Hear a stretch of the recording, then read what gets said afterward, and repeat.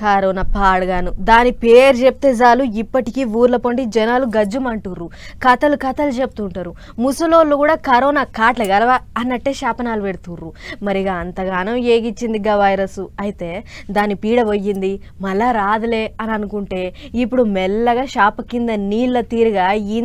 ఇంతింత పాకుతున్నదట కరోనా కేసుల రువ్వడి పెరుగుతున్నదట చూడుర్రి దాని కథ ఏందో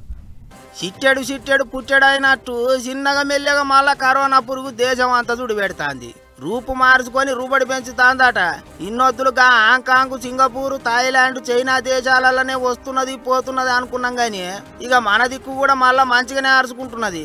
దేశం అంతా కలిపి 1000 కేసులు దాటినాయి ఈ వారం దినాలలోనే 700కి ఎక్కువ కేసులు వెళ్ళినాయి ఎక్కువ కేసులు కేరళ రాష్ట్రంలోనే వెళ్తున్నాయి ఇప్పటిదాకా కేరళ రాష్ట్రంలో 400 కేసులు వచ్చినాయి ఢిల్లీలో మొన్నటిదాకా 4-5 కేసులే ఉండేనట ఇప్పుడు 100 దాటినాయి మహారాష్ట్రలో 209 కేసులు వచ్చినాయి ఏపీలో 4 తెలంగాణలో 1 కేసు బయటపడ్డది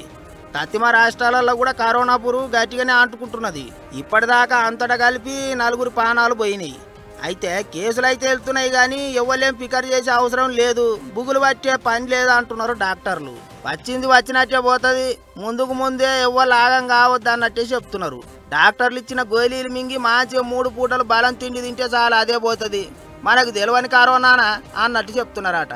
కాకపోతే గుంపులల్లో తిరిగేటప్పుడు మాత్రం మూతికి ముక్కుకు మాస్క్ పెట్టుకొని తిరగాలి అన్నట్టు చెప్తున్నారు సర్ది జ్వరం పట్టుకుంటే జర పైలంగా ఉండాలి అన్నట్టు కూడా చెప్తుండ్రు వత్తదో రాదో వెనక చిరికి ముచ్చట గానీ ఎవరి జాగ్రత్తలో వాళ్ళు ఉండాలి అట్లని చెప్పి ఉత్తగా మనకు మనం ఆగం కావద్దు వేరేలను ఆగం చేయొద్దు ఊకేనే అదురు పెట్టుకోకుండా మంచిగా తిని మంచిగా ఉంటే అయిపోయా